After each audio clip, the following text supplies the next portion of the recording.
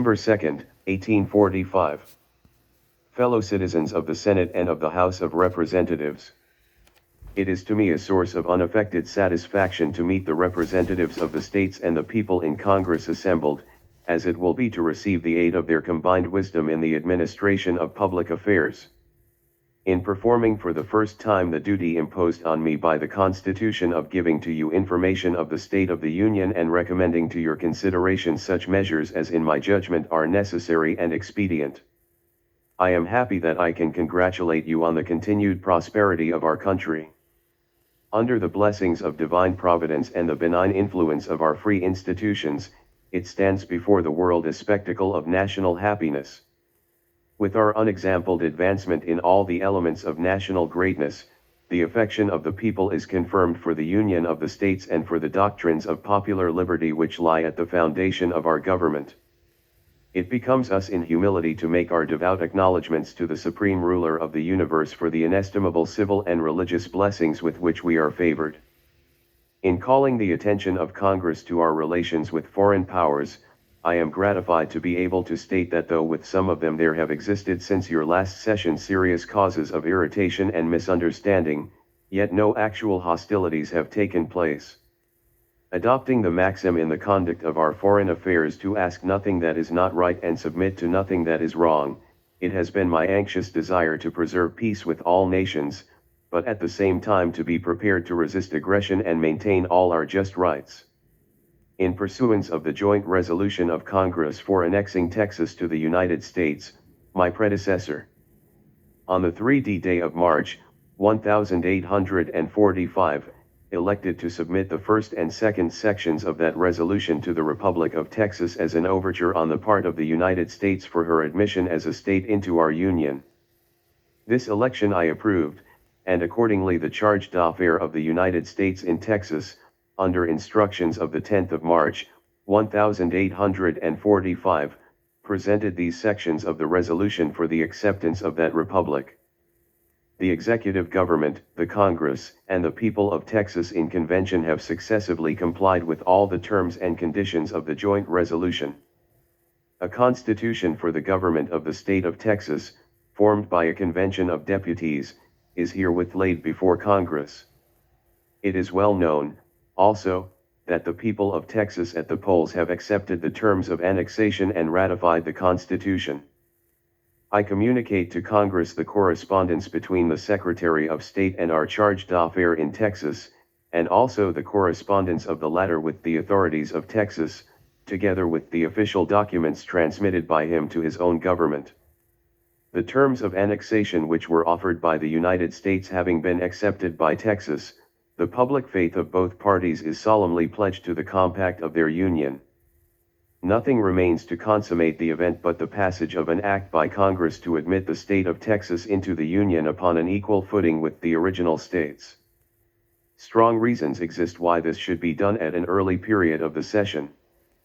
It will be observed that by the Constitution of Texas the existing government is only continued temporarily till Congress can act, and that the third Monday of the present month is the day appointed for holding the first general election.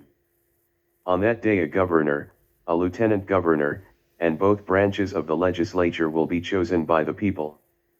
The President of Texas is required, immediately after the receipt of official information that the new state has been admitted into our Union by Congress, to convene the legislature, and upon its meeting the existing government will be superseded and the state government organized. Questions deeply interesting to Texas. In common with the other states, the extension of our revenue laws and judicial system over her people and territory, as well as measures of a local character, will claim the early attention of Congress, and therefore upon every principle of republican government she ought to be represented in that body without unnecessary delay. I can not too earnestly recommend prompt action on this important subject. As soon as the act to admit Texas as a state shall be passed, the union of the two republics will be consummated by their own voluntary consent. This accession to our territory has been a bloodless achievement. No arm of force has been raised to produce the result. The sword has had no part in the victory. We have not sought to extend our territorial possessions by conquest, or our republican institutions over a reluctant people. It was the deliberate homage of each people to the great principle of our federative union. If we consider the extent of territory involved in the annexation, its prospective influence on America, the means by which it has been accomplished, springing purely from the choice of the people themselves to share the blessings of our union, the history of the world may be challenged to furnish a parallel. The jurisdiction of the United States, which at the formation of the federal Constitution was bounded by the St. Mary's on the Atlantic, has passed the Capes of Florida and been peacefully extended to the Del Norte. In contemplating the grandeur of this event, it is not to be forgotten that the result was achieved in despite of the diplomatic interference of European monarchies. Even France, the country which had been our ancient ally, the country which has a common interest with us in maintaining the freedom of the seas, the country which, by the cession of Louisiana, first opened to us access to the Gulf of Mexico,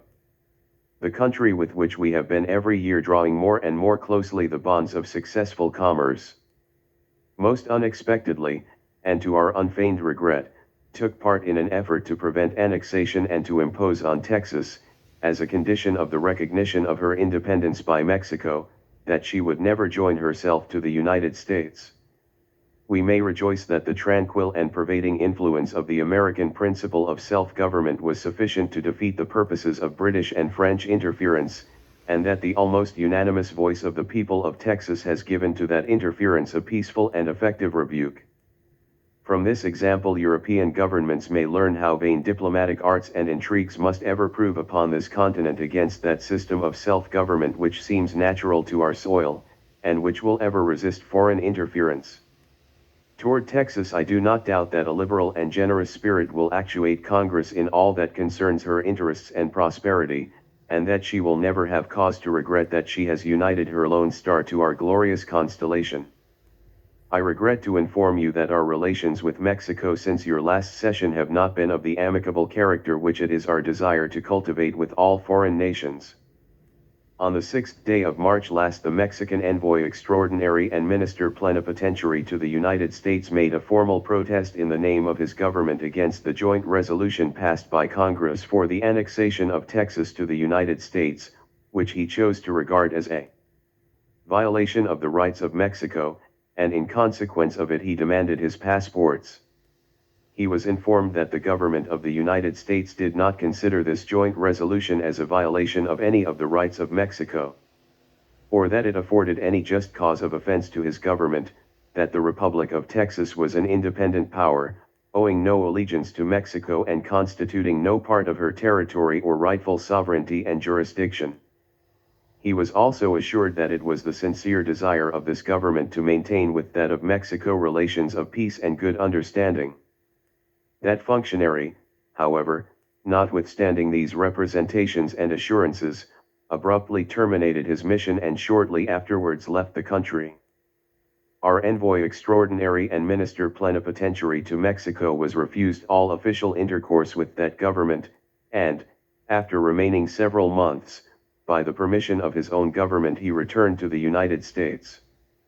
Thus, by the acts of Mexico, all diplomatic intercourse between the two countries was suspended. Since that time, Mexico has until recently occupied an attitude of hostility toward the United States, has been marshaling and organizing armies, issuing proclamations, and avowing the intention to make war on the United States, either by an open declaration or by invading Texas. Both the Congress and Convention of the People of Texas invited this government to send an army into that territory to protect and defend them against the menaced attack. The moment the terms of annexation offered by the United States were accepted by Texas, the latter became so far a part of our own country as to make it our duty to afford such protection and defense. I therefore deemed it proper, as a precautionary measure, to order a strong squadron to the coasts of Mexico and to concentrate an efficient military force on the western frontier of Texas. Our army was ordered to take position in the country between the Nueces and the Del Norte, and to repel any invasion of the Texan territory which might be attempted by the Mexican forces. Our squadron in the Gulf was ordered to cooperate with the army. But though our Army and Navy were placed in a position to defend our own and the rights of Texas, they were ordered to commit no act of hostility against Mexico unless she declared war or was herself the aggressor by striking the first blow. The result has been that Mexico has made no aggressive movement, and our military and naval commanders have executed their orders with such discretion that the peace of the two republics has not been disturbed. Texas had declared her independence and maintained it by her arms for more than 9 years. She has had an organized government in successful operation during that period. Her separate existence as an independent state had been recognized by the United States and the principal powers of Europe. Treaties of commerce and navigation had been concluded with her by different nations, and it had become manifest to the whole world that any further attempt on the part of Mexico to conquer her or overthrow her government would be vain. Even Mexico herself had become satisfied of this fact.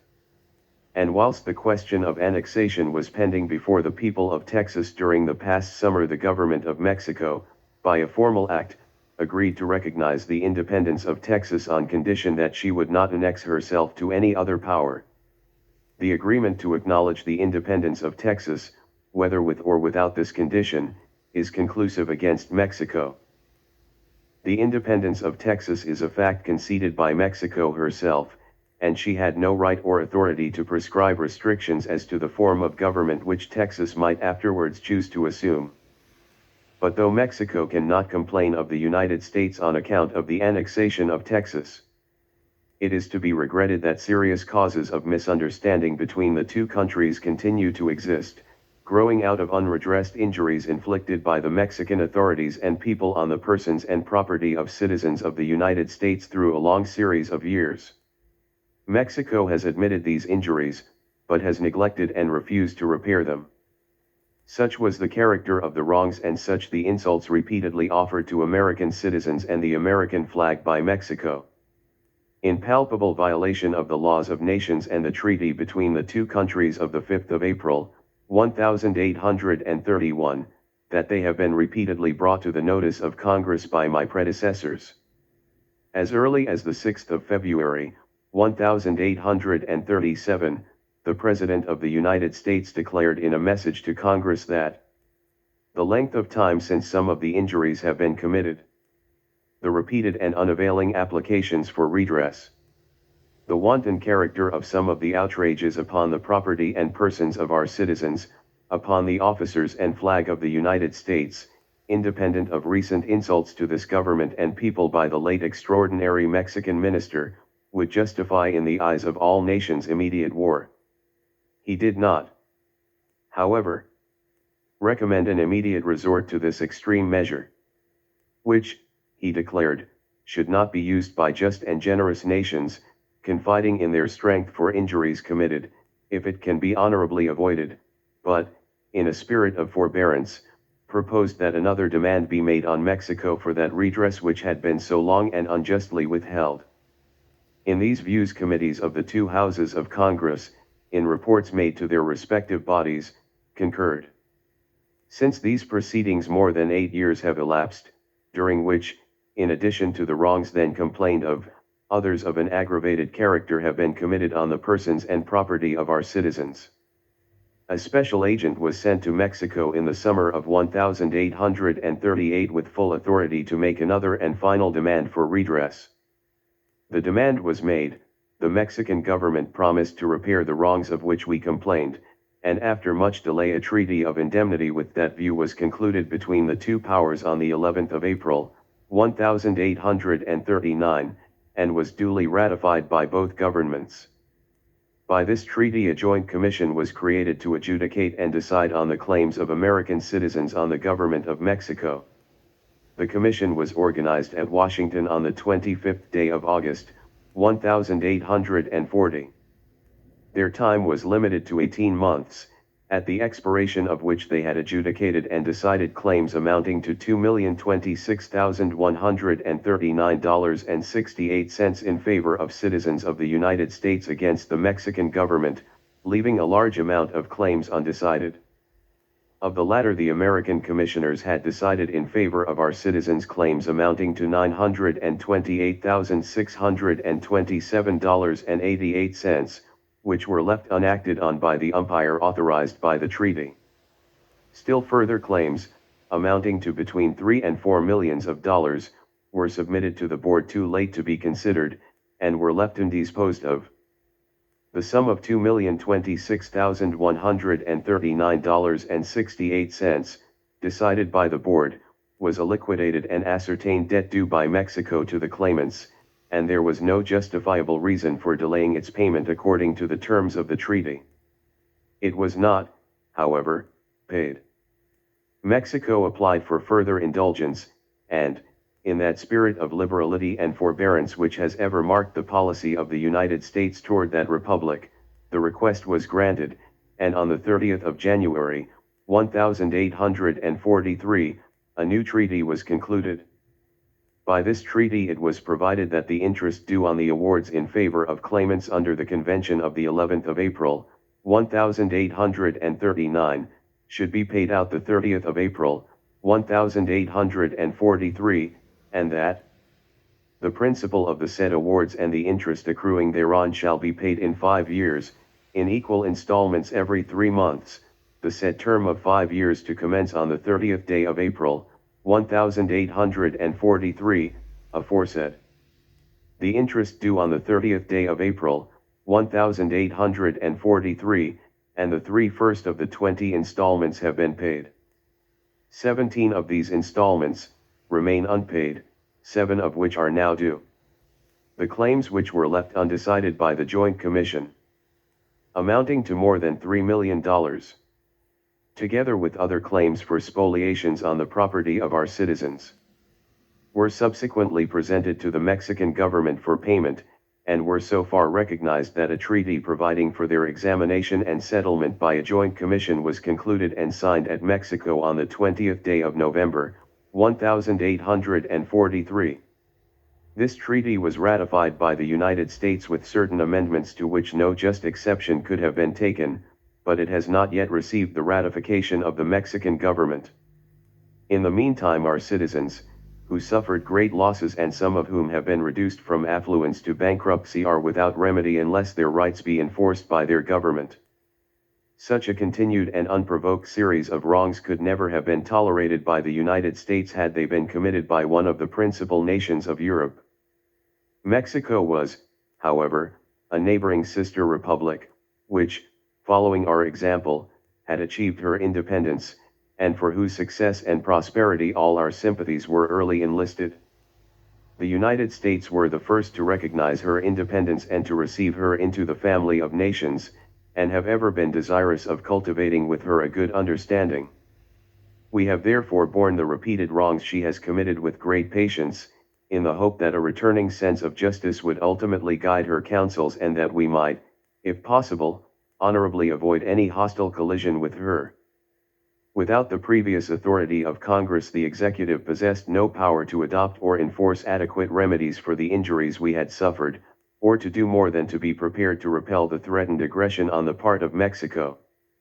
After our army and navy had remained on the frontier and coasts of Mexico for many weeks without any hostile movement on her part, though her menaces were continued, I deemed it important to put an end, if possible, to this state of things.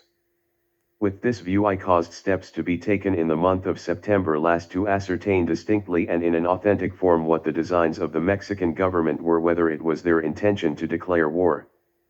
or invade Texas, or whether they were disposed to adjust and settle in an amicable manner the pending differences between the two countries.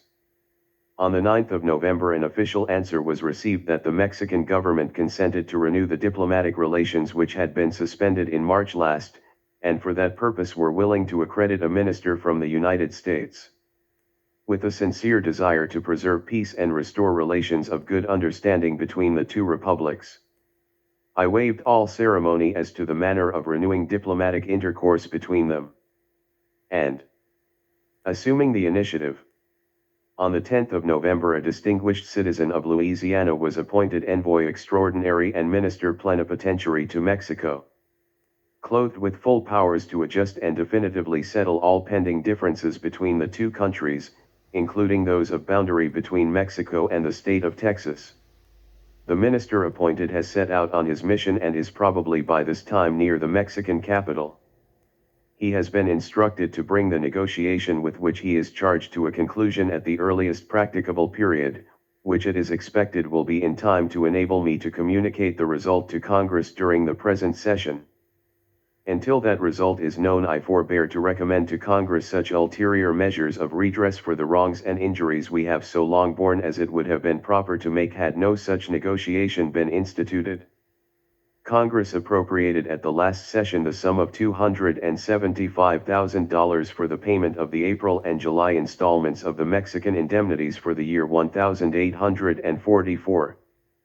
Provided it shall be ascertained to the satisfaction of the American government that said installments have been paid by the Mexican government to the agent appointed by the United States to receive the same in such manner as to discharge all claim on the Mexican government, and said agent to be delinquent in remitting the money to the United States. The unsettled state of our relations with Mexico has involved this subject in much mystery.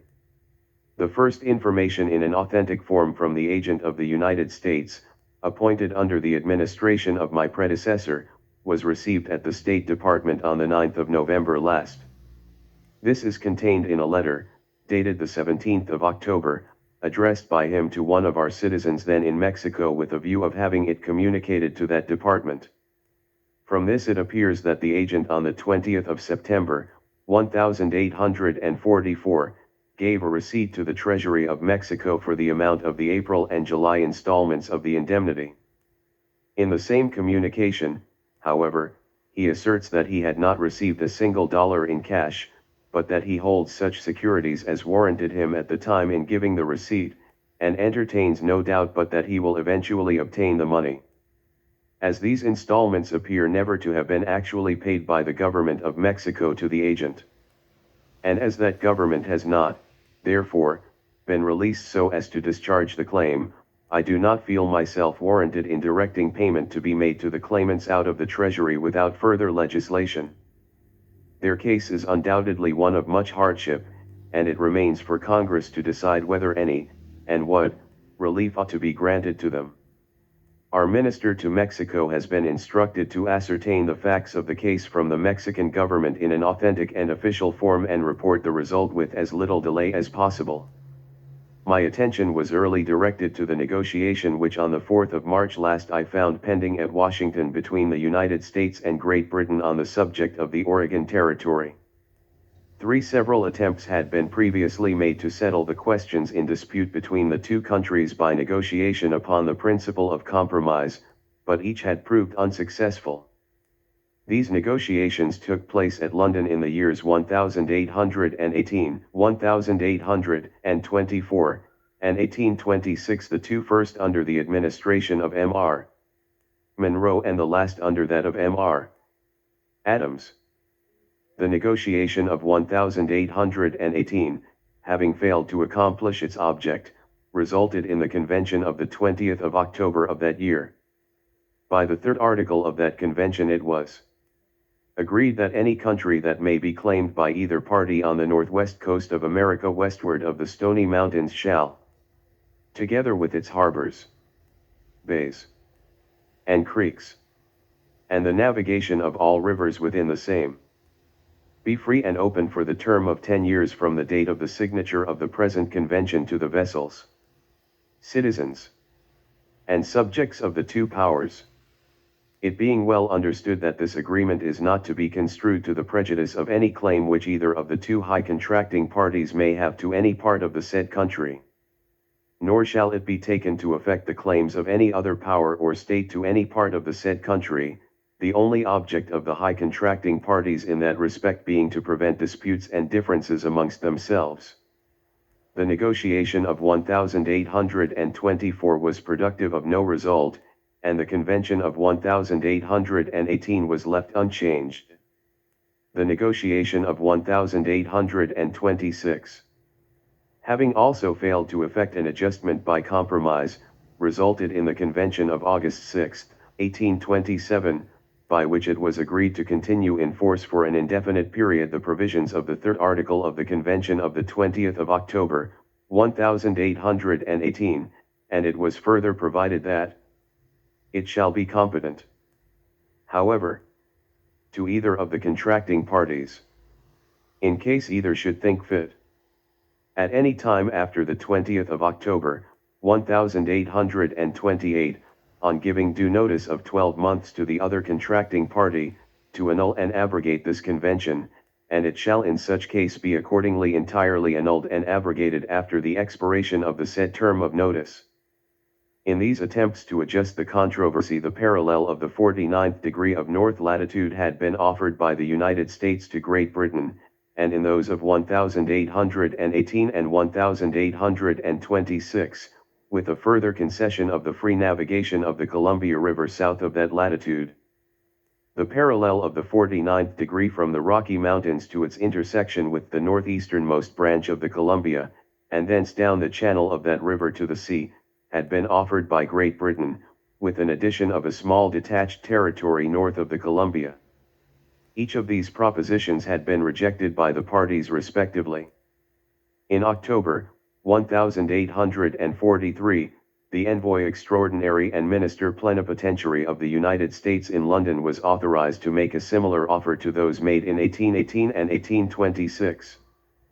Thus stood the question when the negotiation was shortly afterwards transferred to Washington, and on the 23rd of August, 1844, was formally opened under the direction of my immediate predecessor. Like all the previous negotiations,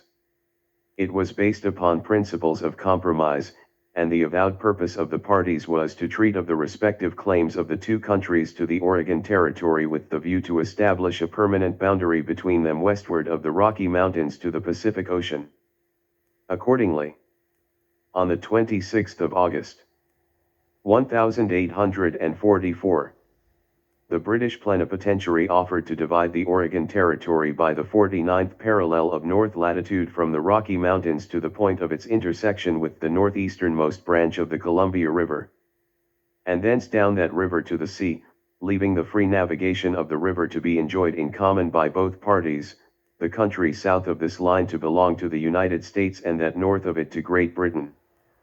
At the same time he proposed in addition to yield to the United States a detached territory north of the Columbia extending along the Pacific and the Straits of Fuca from Bulfinch's Harbor, inclusive, to Hood's Canal, and to make free to the United States any port or ports south of latitude 49 degrees which they might desire, either on the mainland or on Quadra and Vancouver's Island. With the exception of the free ports, this was the same offer which had been made by the British and rejected by the American government in the negotiation of 1826. This proposition was properly rejected by the American plenipotentiary on the day it was submitted. This was the only proposition of compromise offered by the British plenipotentiary. The proposition on the part of Great Britain having been rejected, the British plenipotentiary requested that a proposal should be made by the United States for an equitable adjustment of the question. When I came into office I found this to be the state of the negotiation. Though entertaining the settled conviction that the British pretensions of title could not be maintained to any portion of the Oregon Territory upon any principle of public law recognized by nations, yet in deference to what had been done by my predecessors, and especially in consideration that propositions of compromise had been thrice made by two preceding administrations to adjust the question on the parallel of 49 degrees, and in two of them yielding to Great Britain the free navigation of the Columbia, and that the pending negotiation had been commenced on the basis of compromise, I deemed it to be my duty not abruptly to break it off. In consideration 2. That under the conventions of 1818 and 1827 the citizens and subjects of the two powers held a joint occupancy of the country, I was induced to make another effort to settle this long-pending controversy in the spirit of moderation which had given birth to the renewed discussion. A proposition was accordingly made, which was rejected by the British plenipotentiary, who, without submitting any other proposition, suffered the negotiation on his part to drop. expressing his trust that the United States would offer what he saw fit to call some further proposal for the settlement of the Oregon question more consistent with fairness and equity and with the reasonable expectations of the British government. The proposition thus offered and rejected repeated the offer of the parallel of 49 degrees of north latitude, which had been made by two preceding administrations, but without proposing to surrender to Great Britain, as they had done, the free navigation of the Columbia River. The right of any foreign power to the free navigation of any of our rivers through the heart of our country was one which I was unwilling to concede. It also embraced a provision to make free to Great Britain any port or ports on the Cap of Quadra and Vancouver's Island south of this parallel. Had this been a new question, coming under discussion for the first time, this proposition would not have been made. The extraordinary and wholly inadmissible demands of the British government and the rejection of the proposition made in deference alone to what had been done by my predecessors and the implied obligation which their acts seemed to impose afford satisfactory evidence that no compromise which the United States ought to accept can be effected. With this conviction, the proposition of compromise which had been made and rejected was by my direction subsequently withdrawn and our title to the whole Oregon Territory asserted, and, as is believed, maintained by irrefragable facts and arguments. The civilized world will see in these proceedings a spirit of liberal concession on the part of the United States, and this government will be relieved from all responsibility which may follow the failure to settle the controversy. All attempts at compromise having failed, it becomes the duty of Congress to consider what measures it may be proper to adopt for the security and protection of our citizens now inhabiting or who may hereafter inhabit Oregon, and for the maintenance of our just title to that territory. In adopting measures for this purpose, care should be taken that nothing be done to violate the stipulations of the Convention of 1827, which is still in force. The faith of treaties, in their letter and spirit, has ever been, and, I trust, will ever be, scrupulously observed by the United States. Under that convention a year's notice is required to be given by either party to the other before the joint occupancy shall terminate and before either can rightfully assert or exercise exclusive jurisdiction over any portion of the territory. This notice it would, in my judgment, be proper to give, and I recommend that provision be made by law for giving it accordingly, and terminating in this manner the convention of the 6th of August, 1827. It will become proper for Congress to determine what legislation they can in the meantime adopt without violating this convention. Beyond all question, the protection of our laws and our jurisdiction, civil and criminal, ought to be immediately extended over our citizens in Oregon. They have had just cause to complain of our long neglect in this particular, and have in consequence been compelled for their own security and protection to establish a provisional government for themselves. Strong in their allegiance and ardent in their attachment to the United States, they have been thus cast upon their own resources. They are anxious that our laws should be extended over them. And I recommend that this be done by Congress with as little delay as possible in the full extent to which the British Parliament have proceeded in regard to British subjects in that territory by their Act of July 2, 1821, for regulating the fur trade and establishing a criminal and civil jurisdiction within certain parts of North America. By this act Great Britain extended her laws and jurisdiction, civil and criminal, over her subjects engaged in the fur trade in that territory. By it the courts of the province of Upper Canada were empowered to take cognizance of causes civil and criminal. Justices of the peace and other judicial officers were authorized to be appointed in Oregon with power to execute all process issuing from the courts of that province, and to sit and hold courts of record for the trial of criminal offenses and misdemeanors not made the subject of capital punishment, and also of civil eases where the cause of action shall not exceed in value the amount or sum of lbs. 200. Subsequent to the date of this Act of Parliament a grant was made from the British Crown to the Hudson's Bay Company of the exclusive trade with the Indian tribes in the Oregon Territory, subject to a reservation that it shall not operate to the exclusion of the subjects of any foreign states who, under or by force of any convention for the time being between us and such foreign states, respectively, may be entitled to and shall be engaged in the said trade. It is much to be regretted that while under this act British subjects have enjoyed the protection of British laws and British judicial tribunals throughout the whole of Oregon, American citizens in the same territory have enjoyed no such protection from their government. At the same time, the result illustrates the character of our people and their institutions. In spite of this neglect, they have multiplied, and their number is rapidly increasing in that territory. They have made no appeal to arms, but have peacefully fortified themselves in their new homes by the adoption of republican institutions for themselves, furnishing another example of the truth that self-government is inherent in the American breast and must prevail. It is due to them that they should be embraced and protected by our laws. It is deemed important that our laws regulating trade and intercourse with the Indian tribes east of the Rocky Mountains should be extended to such tribes as dwell beyond them. The increasing emigration to Oregon and the care and protection which is due from the government to its citizens in that distant region make it our duty, as it is our interest, to cultivate amicable relations with the Indian tribes of that territory. For this purpose I recommend that provision be made for establishing an Indian agency and such sub-agencies as may be deemed necessary beyond the Rocky Mountains, for the protection of emigrants whilst on their way to Oregon against the attacks of the Indian tribes occupying the country through which they pass. I recommend that a suitable number of stockades and blockhouse forts be erected along the usual route between our frontier settlements on the Missouri and the Rocky Mountains, and that an adequate force of mounted riflemen be raised to guard and protect them on their journey. The immediate adoption of these recommendations by Congress will not violate the provisions of the existing treaty.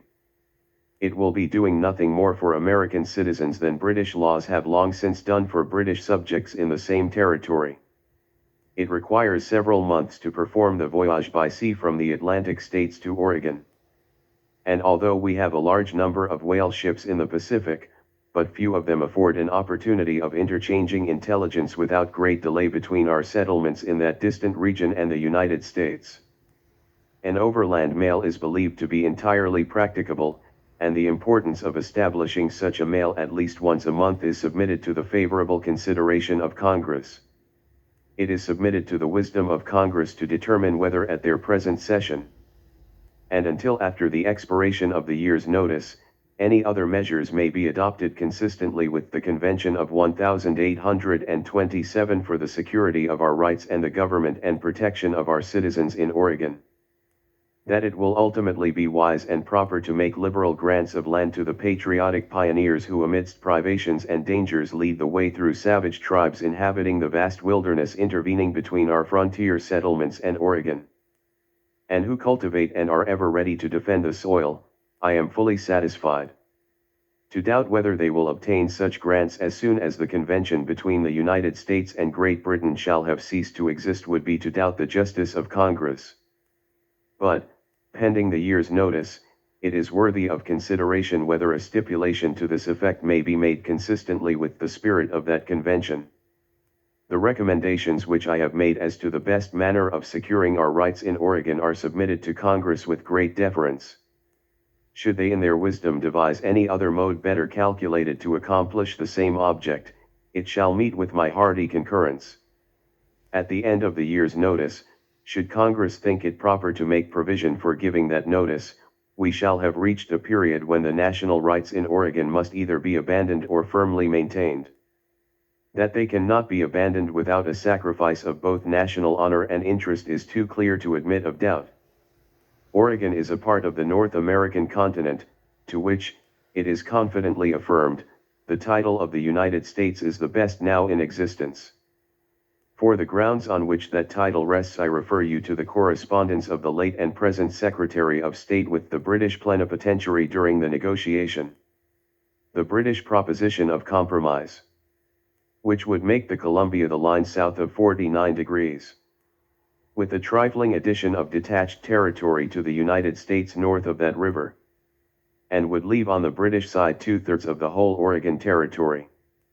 including the free navigation of the Columbia and all the valuable harbors on the Pacific, can never for a moment be entertained by the United States without an abandonment of their just and dear territorial rights, their own self-respect, and the national honor.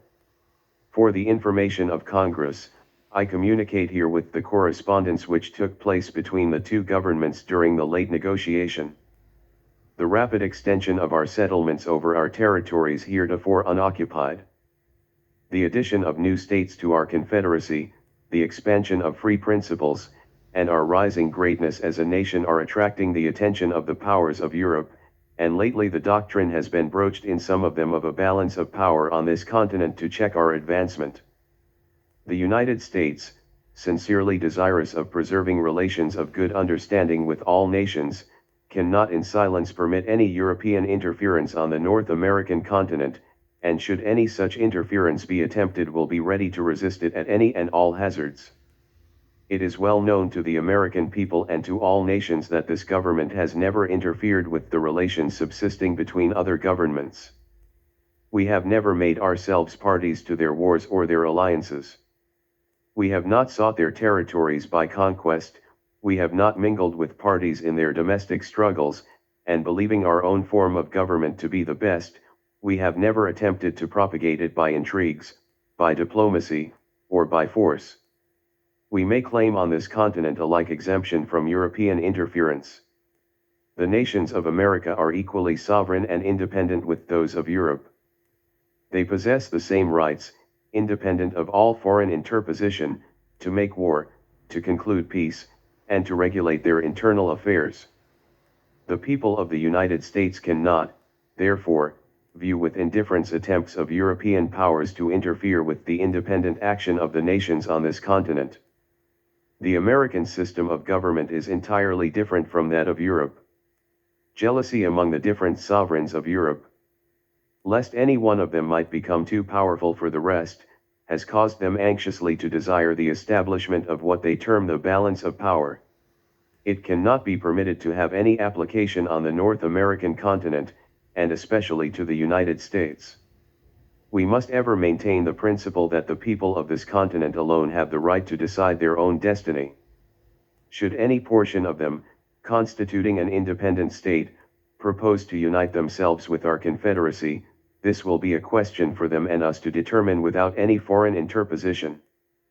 We can never consent that European powers shall interfere to prevent such a union because it might disturb the balance of power which they may desire to maintain upon this continent. Near a quarter of a century ago the principle was distinctly announced to the world, in the annual message of one of my predecessors, that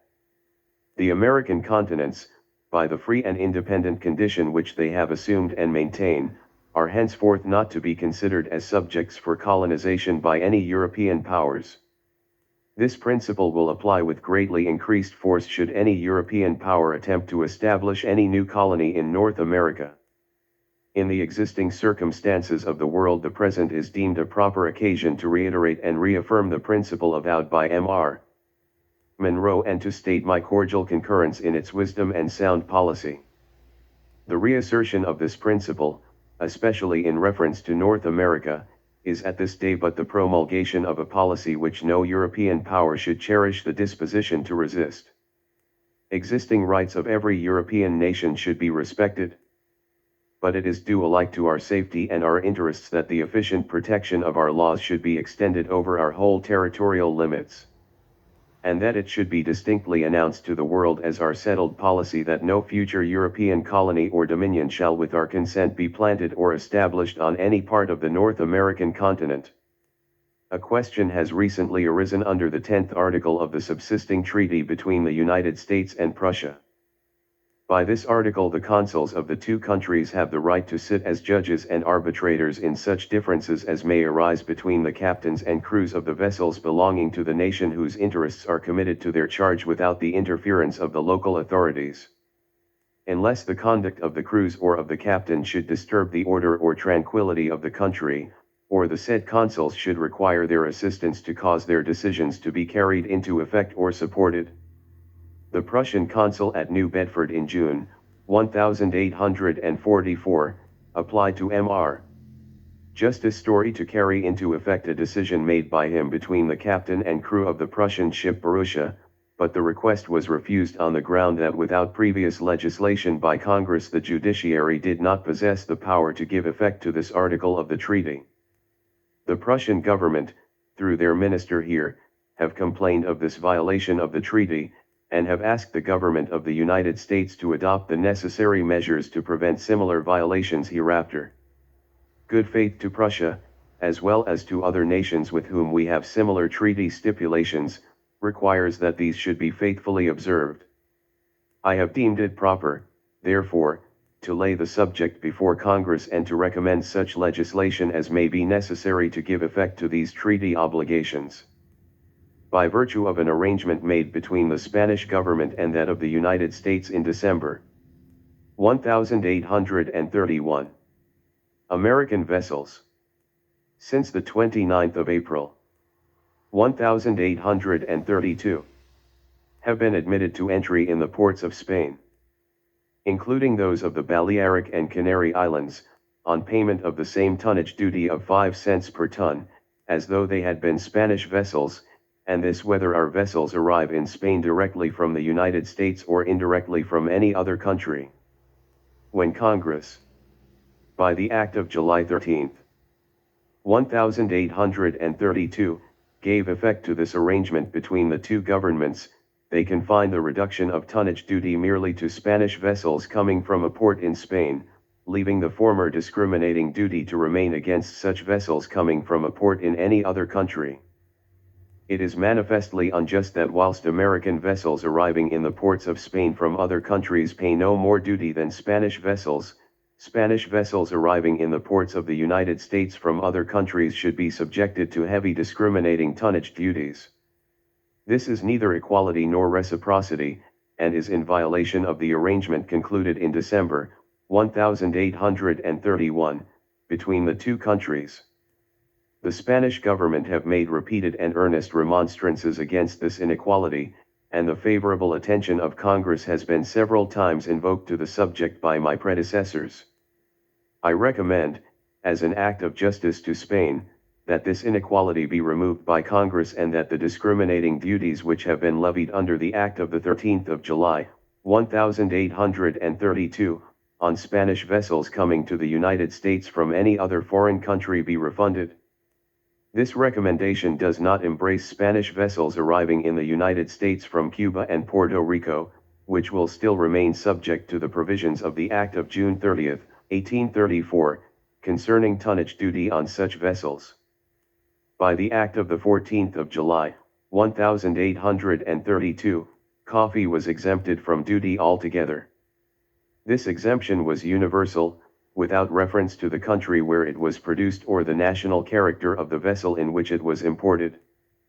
By the Tariff Act of the 30th of August, 1842, this exemption from duty was restricted to coffee imported in American vessels from the place of its production, whilst coffee imported under all other circumstances was subjected to a duty of 20% ad valorem. Under this Act and our existing treaty with the King of the Netherlands, Java coffee imported from the European ports of that kingdom into the United States, whether in Dutch or American vessels, now pays this rate of duty.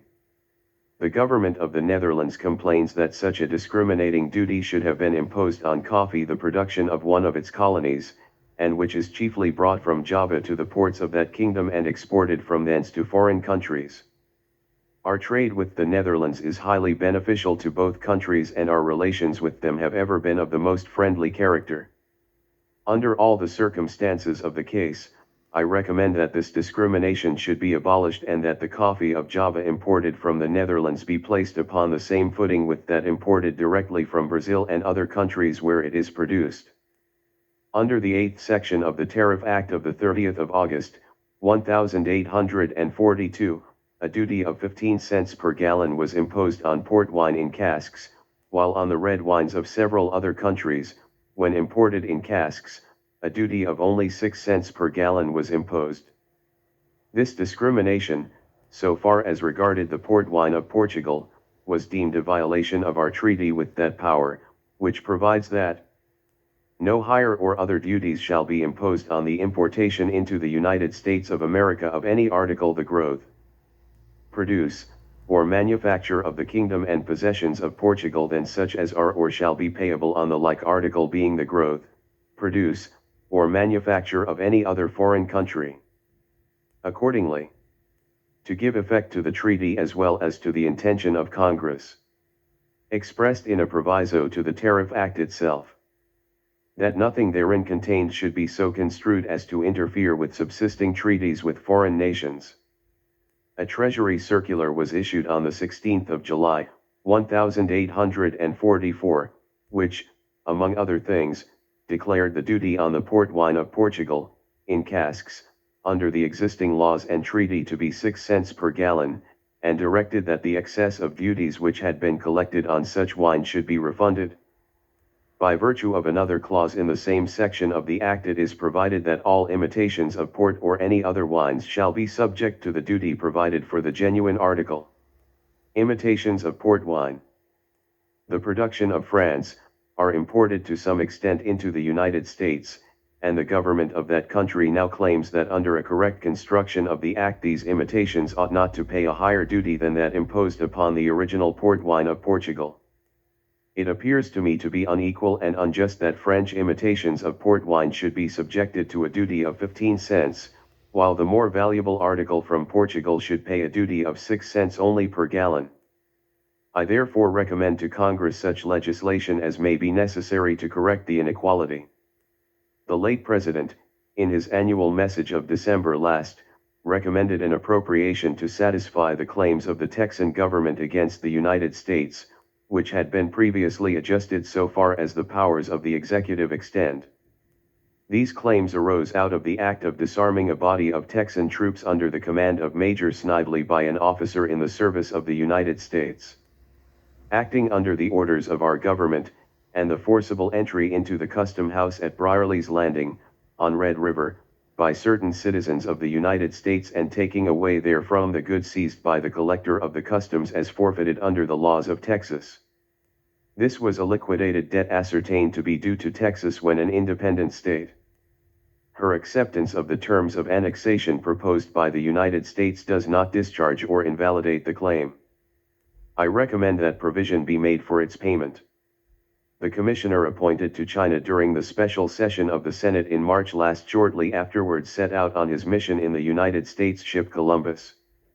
On arriving at Rio de Janeiro on his passage, the state of his health had become so critical that by the advice of his medical attendants he returned to the United States early in the month of October last. Commodore Biddle, commanding the East India Squadron, proceeded on his voyage in the Columbus, and was charged by the commissioner with the duty of exchanging with the proper authorities the ratifications of the treaty lately concluded with the Emperor of China. Since the return of the commissioner to the United States his health has been much improved, and he entertains the confident belief that he will soon be able to proceed on his mission. Unfortunately, differences continue to exist among some of the nations of South America which, following our example, have established their independence, while in others internal dissensions prevail. It is natural that our sympathies should be warmly enlisted for their welfare, that we should desire that all controversies between them should be amicably adjusted and their governments administered in a manner to protect the rights and promote the prosperity of their people. It is contrary, however, to our settled policy to interfere in their controversies, whether external or internal. I have thus adverted to all the subjects connected with our foreign relations to which I deem it necessary to call your attention. Our policy is not only peace with all, but goodwill toward all the powers of the earth. While we are just to all, we require that all shall be just to us. Excepting the differences with Mexico and Great Britain, our relations with all civilized nations are of the most satisfactory character. It is hoped that in this enlightened age these differences may be amicably adjusted. The Secretary of the Treasury in his annual report to Congress will communicate a full statement of the condition of our finances. The imports for the fiscal year ending on the 30th of June last were of the value of $117,254,564, of which the amount exported was $15,346,830, leaving a balance of $101,907,734 for domestic consumption.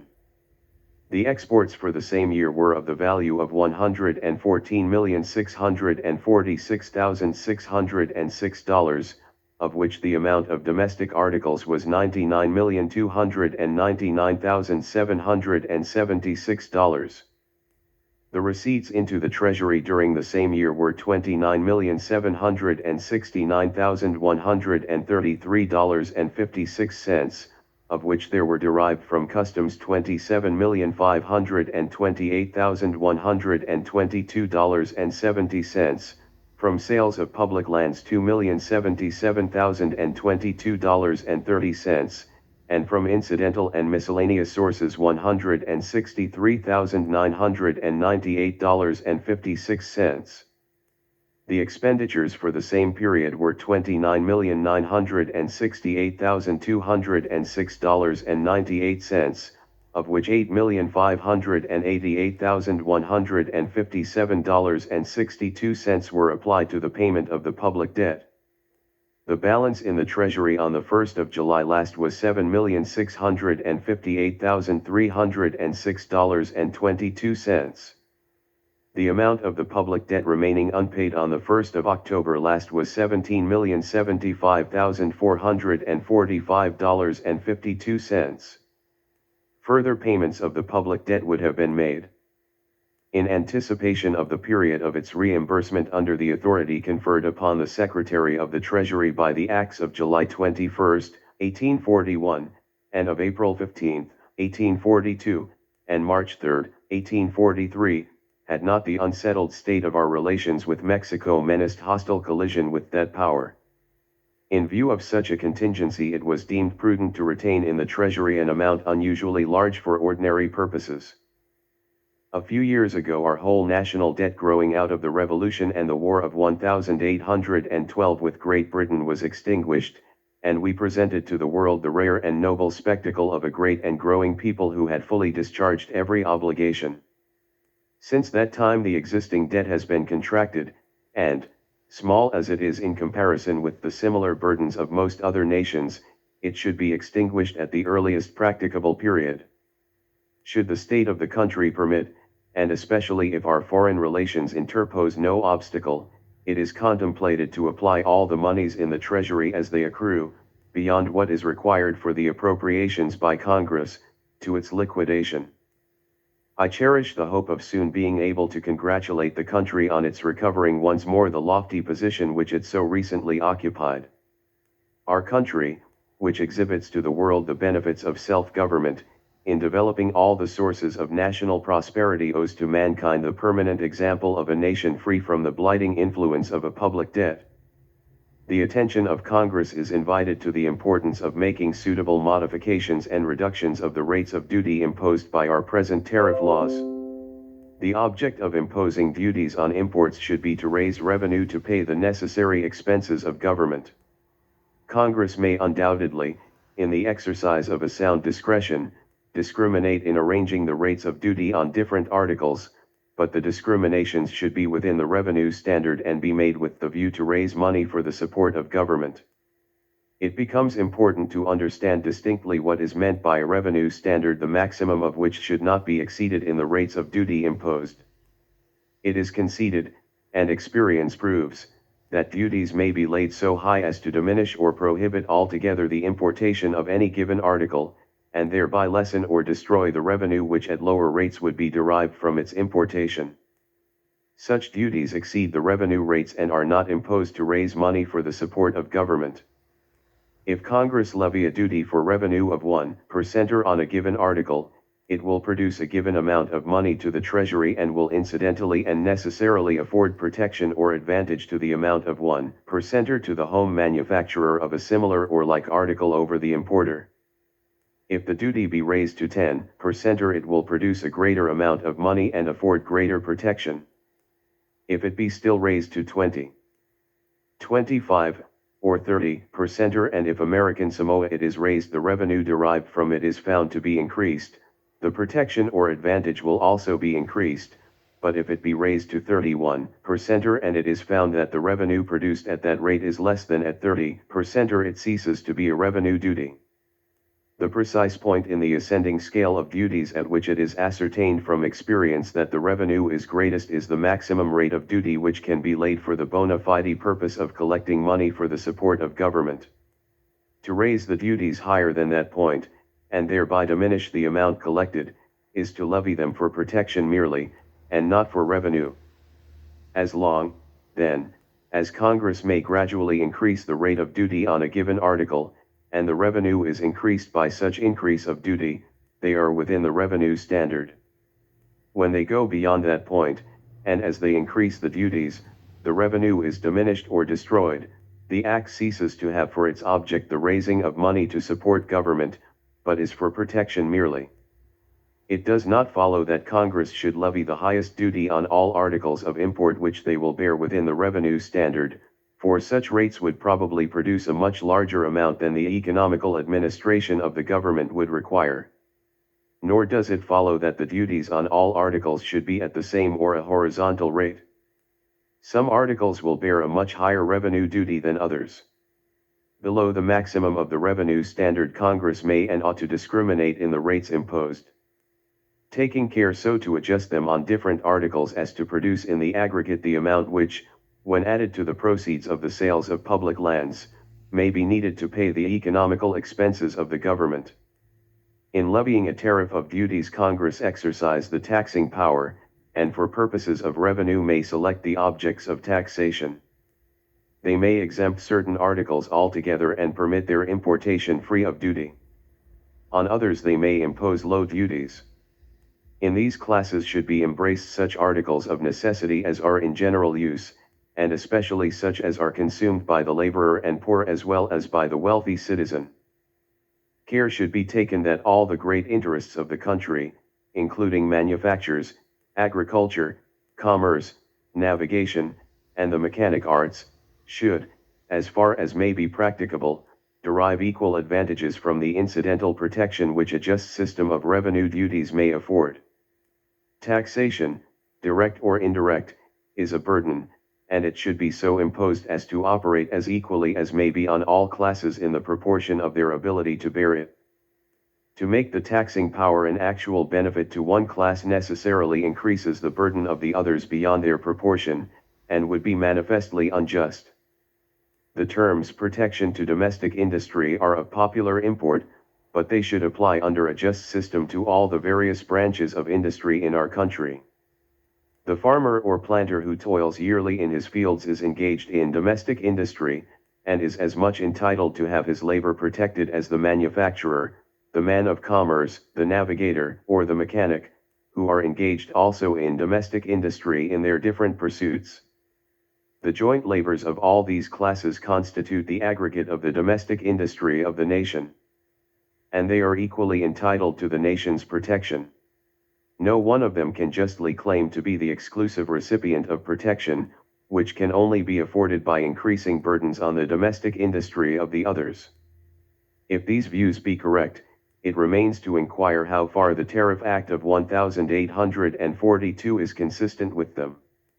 That many of the provisions of that act are in violation of the cardinal principles here laid down all must concede.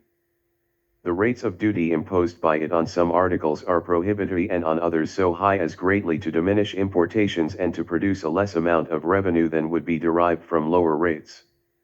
They operate as protection merely to one branch of domestic industry by taxing other branches. By the introduction of minimums, or assumed and false values, and by the imposition of specific duties, the injustice and inequality of the Act of 1842 in its practical operations on different classes and pursuits are seen and felt. Many of the oppressive duties imposed by it under the operation of these principles range from 1 per center to more than 200 per center. They are prohibitory on some articles and partially so on others, and bear most heavily on articles of common necessity and but lightly on articles of luxury. It is so framed that much the greatest burden which it imposes is thrown on labor and the poorer classes, who are least able to bear it, while it protects capital and exempts the rich from paying their just proportion of the taxation required for the support of government.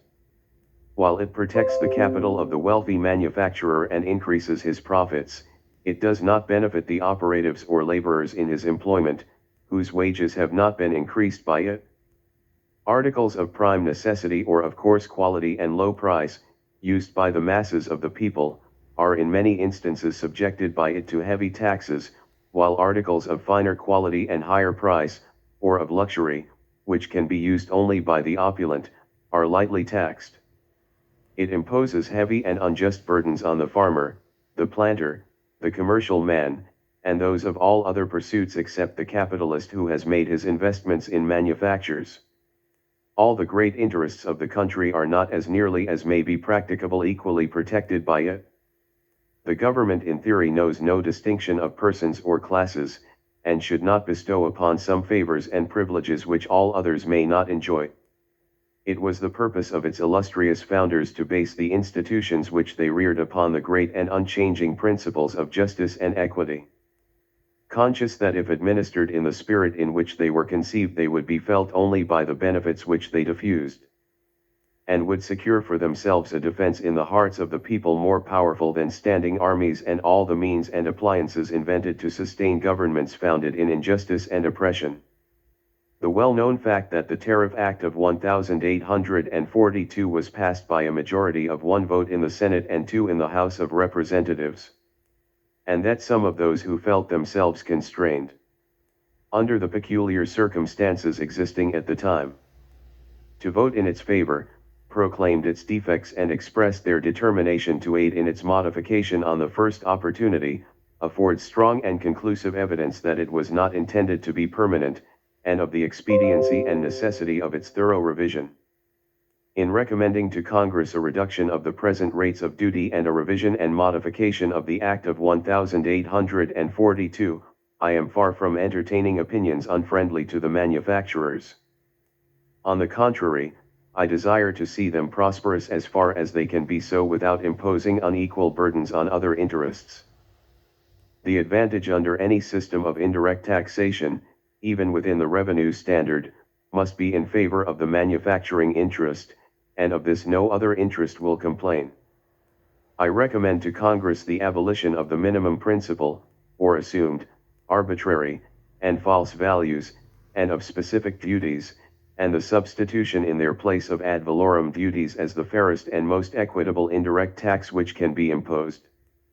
By the ad valorem principle all articles are taxed according to their cost or value, and those which are of inferior quality or of small cost bear only the just proportion of the tax with those which are of superior quality or greater cost. The articles consumed by all are taxed at the same rate. A system of ad valorem revenue duties, with proper discriminations and proper guards against frauds in collecting them, it is not doubted will afford ample incidental advantages to the manufacturers and enable them to derive as great profits as can be derived from any other regular business. It is believed that such a system strictly within the revenue standard will place the manufacturing interests on a stable footing and inure to their permanent advantage, while it will as nearly as may be practicable extend to all the great interests of the country the incidental protection which can be afforded by our revenue laws. Such a system, when once firmly established, would be permanent, and not be subject to the constant complaints, agitations, and changes which must ever occur when duties are not laid for revenue, but for the protection merely of a favored interest. In the deliberations of Congress on this subject it is hoped that a spirit of mutual concession and compromise between conflicting interests may prevail, and that the result of their labors may be crowned with the happiest consequences. By the Constitution of the United States it is provided that no money shall be drawn from the Treasury but in consequence of appropriations made by law. A public treasury was undoubtedly contemplated and intended to be created, in which the public money should be kept from the period of collection until needed for public uses. In the collection and disbursement of the public money no agencies have ever been employed by law except such as were appointed by the government, directly responsible to it and under its control. The safekeeping of the public money should be confided to a public treasury created by law and under like responsibility and control. It is not to be imagined that the framers of the Constitution could have intended that a treasury should be created as a place of deposit and safekeeping of the public money which was irresponsible to the government. The first Congress under the Constitution. By the Act of the 2d of September 1789. To establish the Treasury Department, provided for the appointment of a treasurer,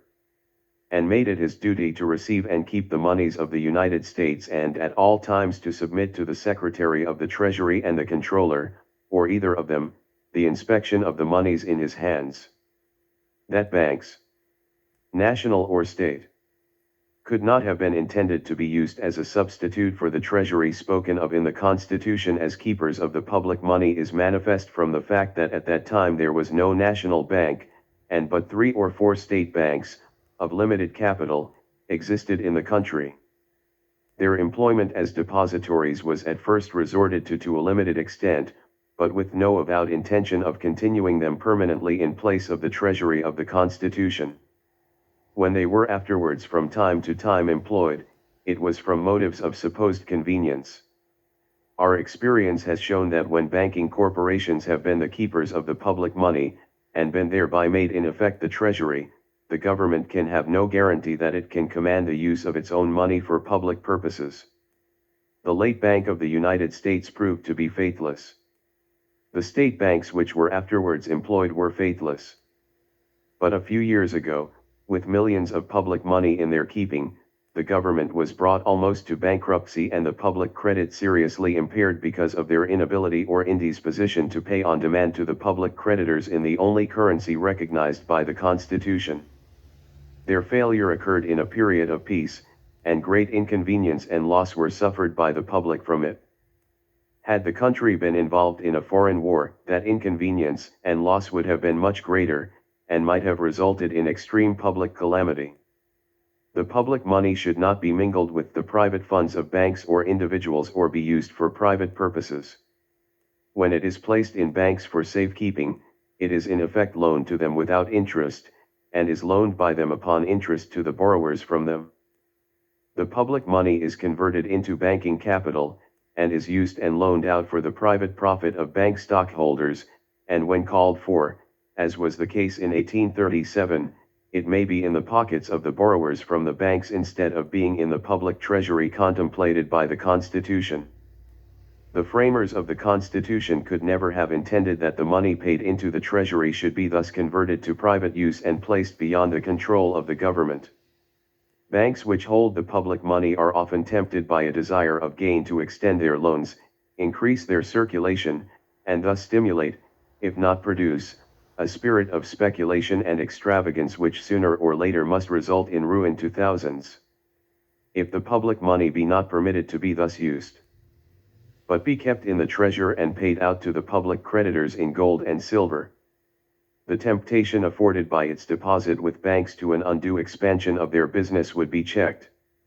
while the amount of the constitutional currency left in circulation would be enlarged by its employment in the public collections and disbursements, and the banks themselves would in consequence be found in a safer and sounder condition. At present state banks are employed as depositories,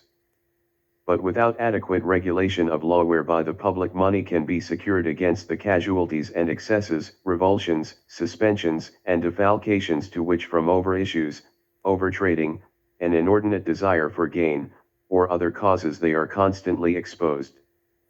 The Secretary of the Treasury has in all cases when it was practicable taken collateral security for the amount which they hold, by the pledge of stocks of the United States or such of the states as were in good credit. Some of the deposit banks have given this description of security and others have declined to do so. Entertaining the opinion that the separation of the monies of the government from banking institutions is indispensable for the safety of the funds of the government and the rights of the people, I recommend to Congress that provision be made by law for such separation, and that a constitutional treasury be created for the safekeeping of the public money. The constitutional treasury recommended is designed as a secure depository for the public money, without any power to make loans or discounts or to issue any paper whatever as a currency or circulation. I cannot doubt that such a treasury as was contemplated by the Constitution should be independent of all banking corporations.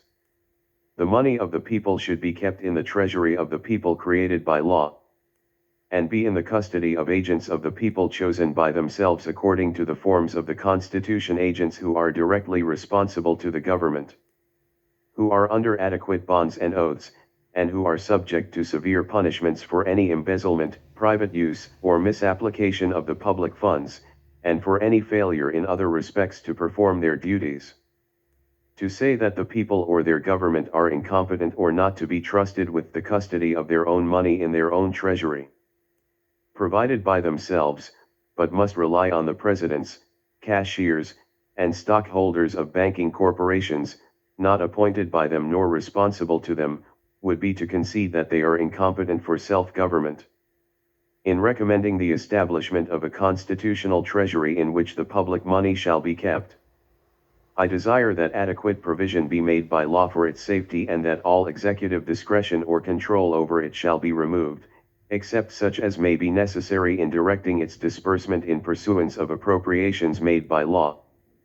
Under our present land system, limiting the minimum price at which the public lands can be entered to $1.25 per acre, large quantities of lands of inferior quality remain unsold because they will not command that price.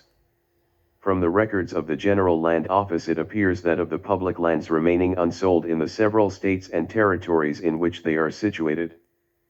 39,105,577 acres have been in the market subject to entry more than 20 years, 49,638,644 acres for more than 15 years, 73,074,600 acres for more than 10 years, and 106,176,961 acres for more than 5 years.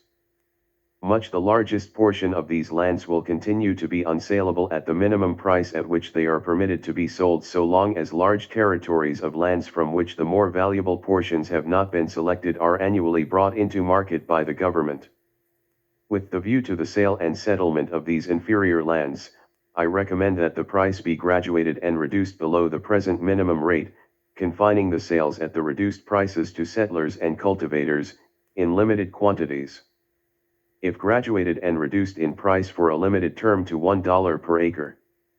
and after the expiration of that period for a second and third term to lower rates, a large portion of these lands would be purchased, and many worthy citizens who are unable to pay higher rates could purchase homes for themselves and their families.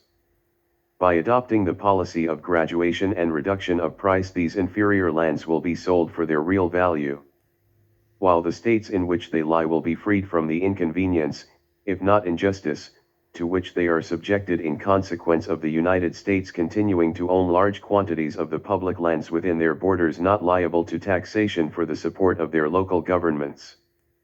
I recommend the continuance of the policy of granting preemptions in its most liberal extent to all those who have settled or may hereafter settle on the public lands, whether surveyed or unsurveyed, to which the Indian title may have been extinguished at the time of settlement. It has been found by experience that in consequence of combinations of purchasers and other causes, a very small quantity of the public lands, when sold at public auction, commands a higher price than the minimum rates established by law. The settlers on the public lands are, however, but rarely able to secure their homes and improvements at the public sales at that rate, because these combinations, by means of the capital they command and their superior ability to purchase, render it impossible for the settler to compete with them in the market. By putting down all competition, these combinations of capitalists and speculators are usually enabled to purchase the lands, including the improvements of the settlers, at the minimum price of the government, and either turn them out of their homes or extort from them, according to their ability to pay, double or quadruple the amount paid for them to the government. It is to the enterprise and perseverance of the hardy pioneers of the West, who penetrate the wilderness with their families, suffer the dangers, the privations, and hardships attending the settlement of a new country, and prepare the way for the body of emigrants who in the course of a few years usually follow them, that we are in a great degree indebted for the rapid extension and aggrandizement of our country. Experience has proved that no portion of our population are more patriotic than the hardy and brave men of the frontier, or more ready to obey the call of their country and to defend her rights and her honor whenever and by whatever enemy assailed. They should be protected from the grasping speculator and secured, at the minimum price of the public lands, in the humble homes which they have improved by their labor. With this end in view, all vexatious or unnecessary restrictions imposed upon them by the existing preemption laws should be repealed or modified. It is the true policy of the government to afford facilities to its citizens to become the owners of small portions of our vast public domain at low and moderate rates. The present system of managing the mineral lands of the United States is believed to be radically defective. More than 1 million acres of the public lands, supposed to contain lead and other minerals, have been reserved from sale, and numerous leases upon them have been granted to individuals upon a stipulated rent. The system of granting leases has proved to be not only unprofitable to the government, but unsatisfactory to the citizens who have gone upon the lands, and must, if continued, lay the foundation of much future difficulty between the government and the lessees. According to the official records, the amount of rents received by the government for the years 1841, 1842, 1843, and 1844 was $6,354.74, while the expenses of the system during the same period, including salaries of superintendents, agents, clerks, and incidental expenses, were $26,111.11, the income being less than one-fourth of the expenses. To this pecuniary loss may be added the injury sustained by the public in consequence of the destruction of timber and the careless and wasteful manner of working the mines. The system has given rise to much litigation between the United States and individual citizens, producing irritation and excitement in the mineral region, and involving the government in heavy additional expenditures. It is believed that similar losses and embarrassments will continue to occur while the present system of leasing these lands remains unchanged. These lands are now under the superintendence and care of the War Department, with the ordinary duties of which they have no proper or natural connection. I recommend the repeal of the present system, and that these lands be placed under the superintendence and management of the General Land Office, as other public lands,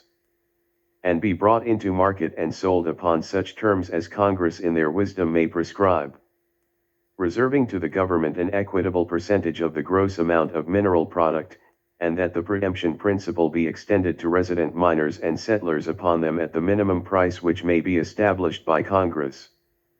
I refer you to the accompanying report of the Secretary of War for information respecting the present situation of the Army and its operations during the past year,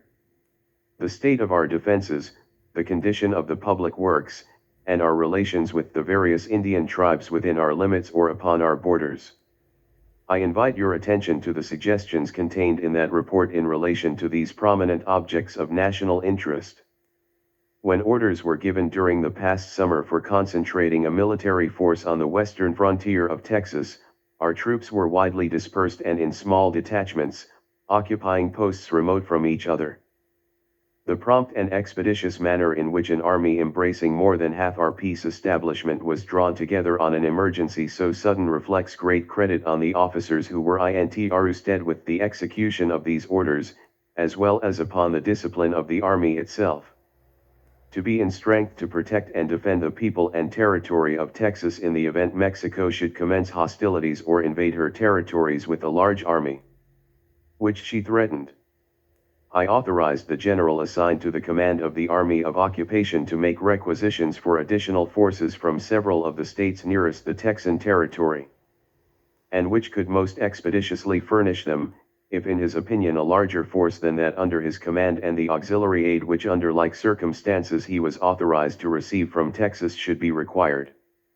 The contingency upon which the exercise of this authority depended has not occurred. The circumstances under which 2 companies of state artillery from the city of New Orleans were sent into Texas and mustered into the service of the United States are fully stated in the report of the Secretary of War. I recommend to Congress that provision be made for the payment of these troops, as well as a small number of Texan volunteers whom the commanding general thought it necessary to receive or muster into our service. During the last summer, the 1st Regiment of Dragoons made extensive excursions through the Indian country on our borders. A part of them advancing nearly to the possessions of the Hudson's Bay Company in the north, and a part as far as the South Pass of the Rocky Mountains and the headwaters of the tributary streams of the Colorado of the West. The exhibition of this military force among the Indian tribes in those distant regions and the councils held with them by the commanders of the expeditions,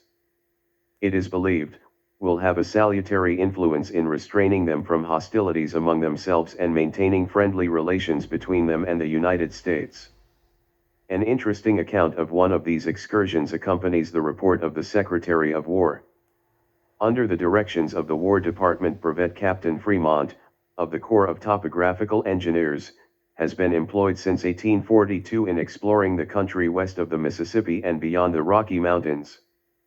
2 expeditions have already been brought to a close, and the reports of that scientific and enterprising officer have furnished much interesting and valuable information. He is now engaged in a 3rd expedition, but it is not expected that this arduous service will be completed in season to enable me to communicate the result to Congress at the present session. Our relations with the Indian tribes are of a favorable character.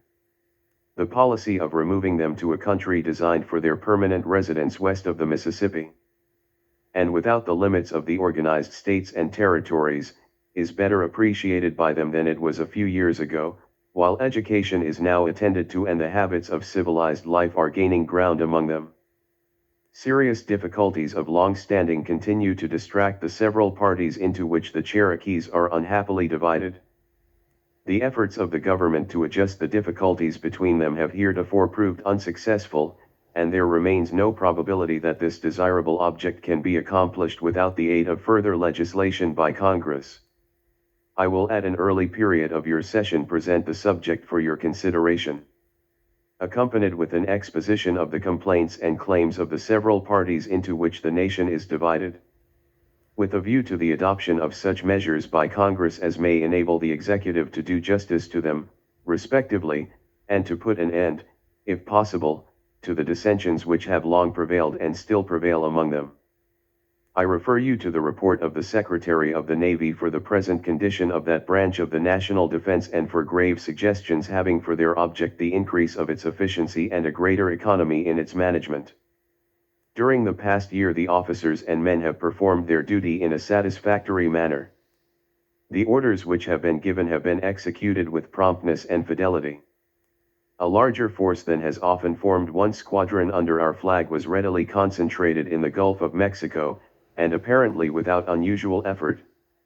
It is especially to be observed that notwithstanding the union of so considerable a force,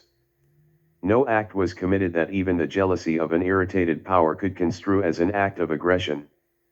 and that the commander of the squadron and his officers, in strict conformity with their instructions, holding themselves ever ready for the most active duty, have achieved the still purer glory of contributing to the preservation of peace. It is believed that at all our foreign stations the honor of our flag has been maintained and that generally our ships of war have been distinguished for their good discipline and order. I am happy to add that the display of maritime force which was required by the events of the summer has been made wholly within the usual appropriations for the service of the year, so that no additional appropriations are required.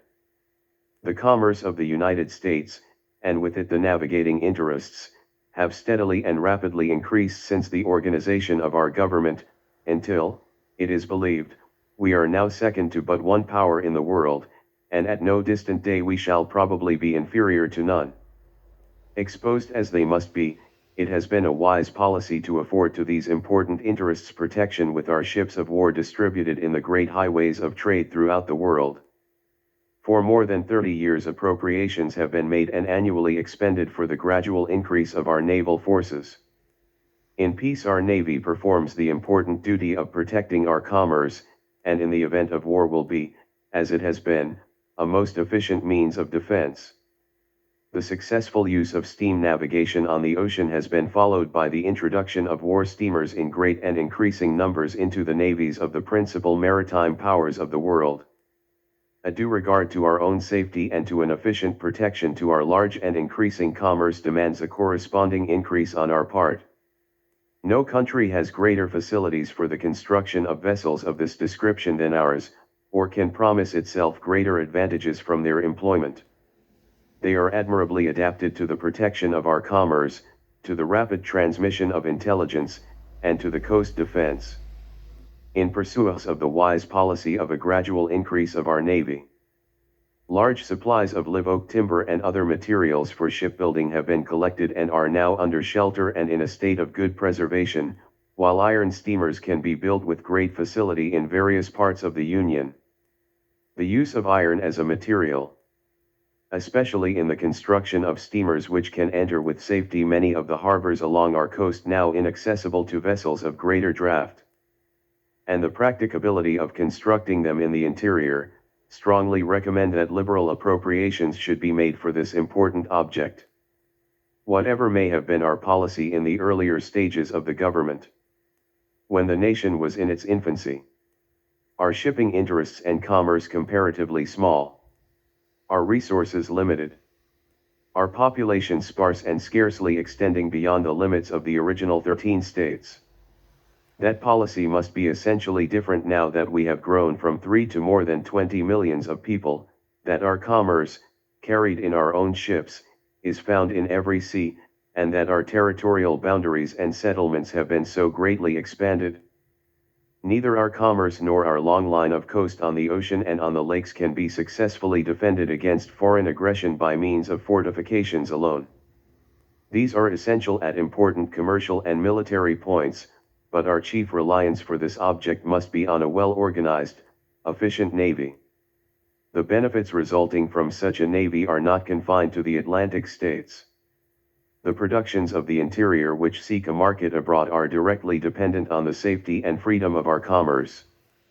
The occupation of the Balize below New Orleans by a hostile force would embarrass, if not stagnate, the whole export trade of the Mississippi and affect the value of the agricultural products of the entire valley of that mighty river and its tributaries.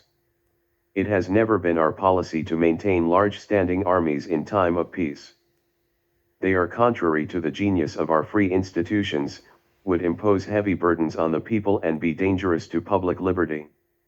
Our reliance for protection and defense on the land must be mainly on our citizen soldiers, who will be ever ready, as they ever have been ready in times past, to rush with alacrity, at the call of their country, to her defense. This description of force, however, cannot defend our coast, harbors, and inland seas, nor protect our commerce on the ocean or the lakes. These must be protected by our navy. Considering an increased naval force, and especially of steam vessels, corresponding with our growth and importance as a nation, and proportion to the increased and increasing naval power of other nations, of vast importance as regards our safety, and the great and growing interests to be protected by it, I recommend the subject to the favorable consideration of Congress. The report of the Postmaster General herewith communicated contains a detailed statement of the operations of his department during the past year. It will be seen that the income from postages will fall short of the expenditures for the year between $1 million and $2 million. This deficiency has been caused by the reduction of the rates of postage, which was made by the Act of the 3d of March last. No principle has been more generally acquiesced in by the people than that this department should sustain itself by limiting its expenditures to its income.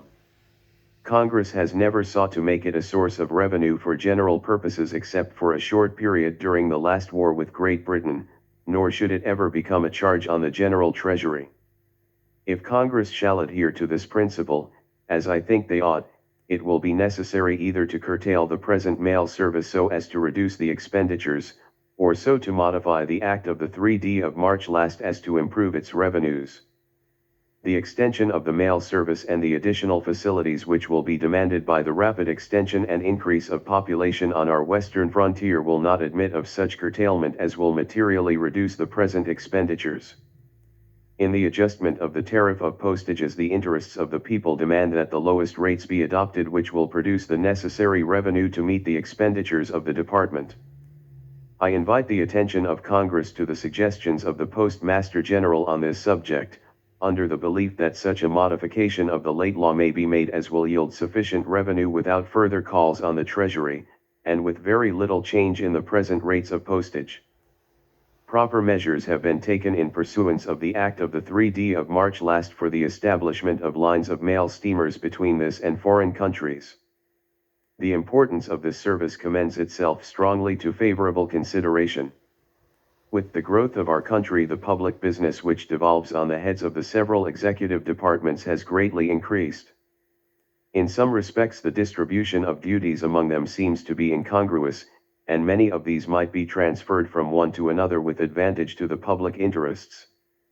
A more auspicious time for the consideration of this subject by Congress, with a view to system in the organization of the several departments and a more appropriate division of the public business, will not probably occur.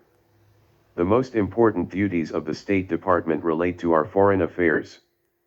By the great enlargement of the family of nations, the increase of our commerce, and the corresponding extension of our consular system, the business of this department has been greatly increased.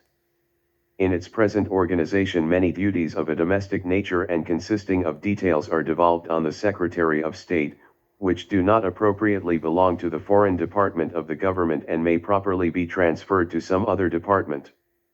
One of these grows out of the present state of the law concerning the Patent Office, which a few years since was a subordinate clerkship, but has become a distinct bureau of great importance.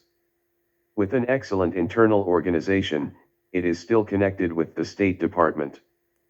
In the transaction of its business, questions of much importance to inventors and to the community frequently arise, which by existing laws are referred for decision to a board of which the Secretary of State is a member.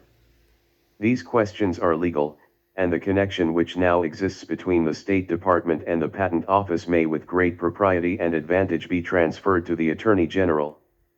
In his last annual message to Congress, Mr. Madison invited attention to a proper provision for the Attorney General as an important improvement in the executive establishment. This recommendation was repeated by some of his successors.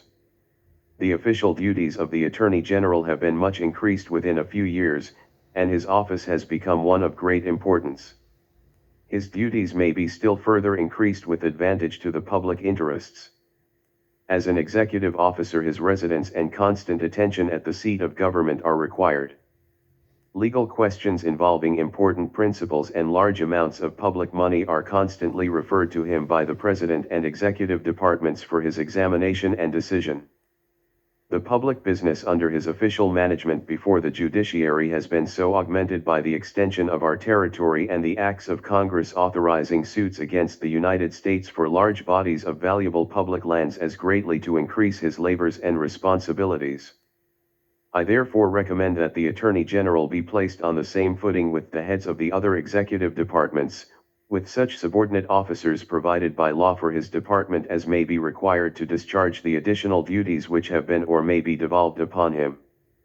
Congress possess the power of exclusive legislation over the District of Columbia, and I commend the interests of its inhabitants to your favorable consideration. The people of this district have no legislative body of their own, and must confide their local as well as their general interests to representatives in whose election they have no voice and over whose official conduct they have no control. Each member of the national legislature should consider himself as their immediate representative, and should be the more ready to give attention to their interests and wants because he is not responsible to them. I recommend that a liberal and generous spirit may characterize your measures in relation to them. I shall be ever disposed to show a proper regard for their wishes and, within constitutional limits, shall at all times cheerfully cooperate with you for the advancement of their welfare. I trust it may not be deemed inappropriate to the occasion for me to dwell for a moment on the memory of the most eminent citizen of our country who during the summer that is gone by has descended to the tomb. The enjoyment of contemplating, at the advanced age of near 80 years, the happy condition of his country cheered the last hours of Andrew Jackson, who departed this life in the tranquil hope of a blessed immortality. His death was happy, as his life had been eminently useful. He had an unfaltering confidence in the virtue and capacity of the people and in the permanence of that free government which he had largely contributed to establish and defend. His great deeds had secured to him the affections of his fellow citizens, and it was his happiness to witness the growth and glory of his country, which he loved so well. He departed amidst the benedictions of millions of free men. The nation paid its tribute to his memory at his tomb.